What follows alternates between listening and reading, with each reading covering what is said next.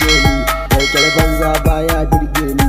Tabbas baya birge mu, kyalkyal banza baya birge mu.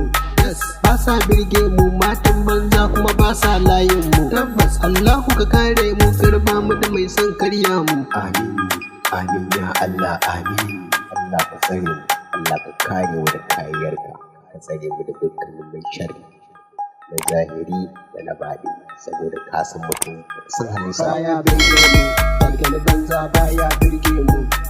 To ku kula da ɗabi'un banza domin ba su da amfani. Nuni ko da habaici ɗan rago ai ya wuce shanshani. Ki gyara hali naki ai ya fi ki je ki shafin manfoni. Ku gyara hali naku mata, ku gyara hali naku, ya fi ku je ku tallakai a banza.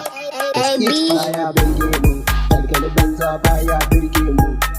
Sai sa kayan banza lallai ta shiga layin yan banza, sai a kira ta diyar banza dan ta shiga layin yan warza. Ka ganta a TikTok sai ƙarya, ba ta da aiki sai fama. Sai fama karkace na fahimci magana, gaskiya ce wannan, gaskiya ce. Baya birge mu, kyalkyal banza baya birge mu. Nemi mijin aure ko da zai saki cikin bono, ki daina biye makawaye kar da su saki ki zan kono. Gaskiya ce na faɗa, na san ai za ku ji haushi na. Tabbas za ku ji haushi na, za ku ji haushi na. Gaskiya ne za ku ji haushin ka, amma ai gaskiya ce. Daga naku ba ƴan fasaha.